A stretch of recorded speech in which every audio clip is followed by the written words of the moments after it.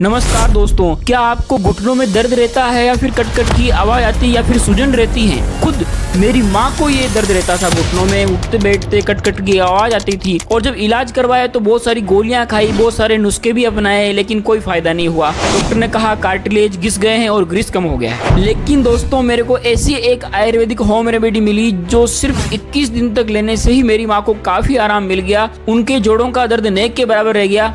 तो दोस्तों मुझे लगा कि ये होम रेमेडी मैं सभी के साथ में शेयर करूं ताकि सभी को इसका फायदा मिल सके और जिनको भी घुटनों में जॉइंट में प्रॉब्लम हो उनको फायदा मिल सके। तो ये एक जबरदस्त आयुर्वेदिक होम रेमेडी है जिसको सिर्फ 21 दिन लेंगे आप, तभी आपको घुटनों के दर्द में आराम महसूस हो जाएगा। और इस आयुर्वेदिक होम रेमेडी को बनाने में सिर्फ 3 ही इंग्रेडिएंट डाले जाते हैं, लेकिन इनको कब, कैसे, कितना डालना है और इस होम रेमेडी को लेते समय कुछ चीजों को नहीं खाना चाहिए, तभी आपको 100% फायदा मिलेगा, बाकी कुछ नुकसान भी हो सकता है। तो इन सब बातों का इस वीडियो में हम डिस्कस करेंगे और इस परफेक्ट होम रेमेडी को मैं आपके साथ में शेयर करूंगा। तो दोस्तों बिना किसी देरी के इस इंटरेस्टिंग वीडियो को शुरू करते हैं। तो दोस्तों किसी भी बीमारी का इलाज जानने से पहले कारण जानना बहुत जरूरी होता है, क्योंकि हम कारण को समझेंगे तभी सही तरह से इलाज को समझ पाएंगे। दोस्तों अगर घुटनों में दर्द को आप जड़ से ठीक करना चाहते हैं तो सबसे पहले आपको ये जानना जरूरी है कि आपके घुटनों में दर्द होता ही क्यों है।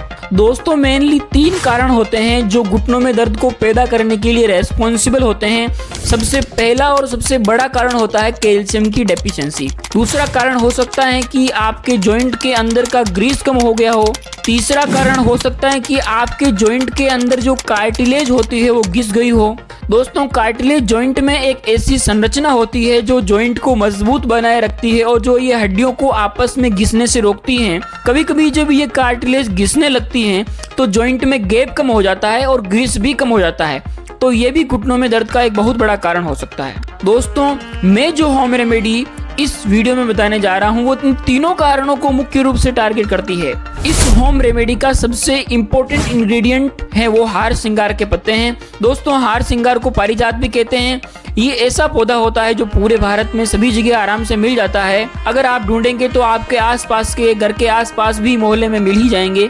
आपको करना क्या है, आपको 8 से 10 पत्ते इस हार सिंगार के लेने हैं और इनको अच्छे से क्या करना है, कुचलना है। हमान दस्ते से हम कुचल सकते हैं। उसके बाद 1 गिलास पानी आपको गैस पर चढ़ाना है उबालने के लिए और उस उबलते हुए पानी में इन कुचले हुए पत्तों को आप डाल दीजिए। इसके साथ ही इसमें 2 चीजें और डालनी है, वो मैं आगे आपको बताता हूँ कि जब पानी उबल ही रहा है आगे 2 चीजें और क्या डालें हम। इससे पहले दोस्तों मैं आपको ये बता देता हूँ कि आखिर हार सिंगार में ऐसा क्या गुण पाया जाता है जिससे ये हमारे जोड़ों के दर्द में इतना रिलीफ दे देता है।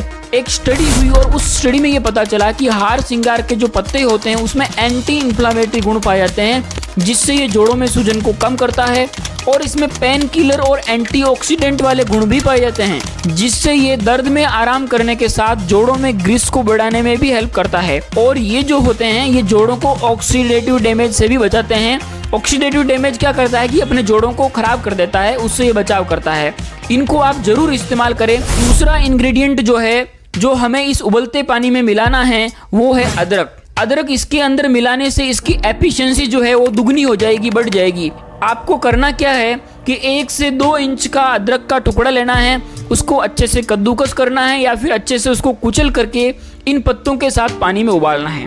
दोस्तों अदरक में भी एंटी इंफ्लेमेटरी गुण पाए जाते हैं और साथ में एंटीऑक्सीडेंट वाला गुण भी पाया जाता है जिससे ये हमारे जॉइंट के अंदर जो कार्टिलेज को डैमेज हो गई है उसको होने से बचाती है और उसको रिपेयर करने में भी हेल्प करती है। तीसरा जो सबसे महत्वपूर्ण और एक इंग्रेडिएंट इसमें डालना चाहिए वो हमारी इस रेमेडी का प्रभाव और बढ़ा देता है, वो है फेनुग्रीक सीड्स यानी कि मेथी दाना। इन मेथी दानों के अंदर लिनोलेनिक और लिनोलेइक नाम के एसिड पाए जाते हैं जिसके कारण इसमें एंटी आर्थराइटिक एक्टिविटीज पाई जाती है, यानी ये घुटनों में दर्द को कम करने के साथ में कार्टिलेज को रिपेयर करने में भी अपना रोल निभाता है। दोस्तों आपको सिर्फ घर का एक नॉर्मल जो चम्मच होता है वो ही मेथी दाना का लेकर के उनको अच्छी तरह से फोड़ करके फिर पानी के साथ में उबालना है। आप इन तीनों इंग्रेडिएंट को 5 से 10 मिनट तक पानी में उबालिए।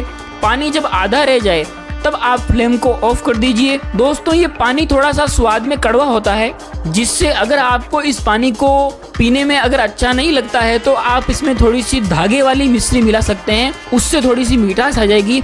लेकिन आपको साधारण जो घर की जो चीनी होती है, शक्कर होती है, वो नहीं मिलानी है। उसमें बहुत सारे केमिकल्स होते हैं जो शायद फायदे को कम कर दें। मिश्री डालने के बाद आप इस रेमेडी को ढक दीजिए और थोड़ा सा ठंडा होना दीजिए। ठंडा होने के बाद में आप इसको छान लीजिए और सुबह सुबह खाली पेट इसको इस्तेमाल कीजिए। बहुत ही चमत्कारिक रिजल्ट आपको मिलेंगे। दोस्तों, इस रेमेडी को जब आप इस्तेमाल करेंगे तो पहले ही दिन से आपको आराम मिलना शुरू हो जाएगा और 21 दिन तक अगर रेगुलर आप इसको लेंगे तो आपको बहुत ज़्यादा अद्भुत रिजल्ट मिलेंगे। मुझे विश्वास है कि आपकी प्रॉब्लम 90% तक घट जाएगी। इस आयुर्वेदिक होम रेमेडी का जो सबसे ज़्यादा फायदा मिलता है वो सुबह सुबह खाली पेट इसको लेने से मिलता है। तो आपको ये ध्यान रखना है कि या तो भोजन के 1 घंटे पहले लो या फिर भोजन करने के 2 घंटे बाद आप इसको ले सकते हैं। एक चीज को इस रेमेडी को लेते हुए विशेष बात का ध्यान रखना है कि जो ज्यादा खट्टी चीज है वो आपको नहीं खानी, नहीं तो आपके जॉइंटों का दर्द में इतना आराम नहीं मिलेगा और आपके जॉइंट जाम हो सकते हैं, कड़क हो सकते हैं। तो आपको क्या करना है कि ज्यादा खट्टी चीज जैसे कि इमली है और केरी है, इन 2 चीजों से तो विशेष रूप से दूर रहना है। और जो दही भी है, अगर बहुत ज्यादा खट्टा दही है तो उसको आपको नहीं लेना है। दोस्तों, मुझे उम्मीद है कि आज की वीडियो आपको जरूर पसंद आई होगी, कुछ न कुछ नया जरूर सीखा होगा। दोस्तों, अगर ये वीडियो आपको अच्छी लगी हो तो एक लाइक जरूर कीजिए। चैनल पर नए हैं तो चैनल को सब्सक्राइब कीजिए और सभी के साथ शेयर कीजिए ताकि सभी को इसका फायदा मिल सके। तो फिर मिलते हैं एक नए टॉपिक के साथ, तब तक के लिए अपना ध्यान रखिए। Thanks for watching.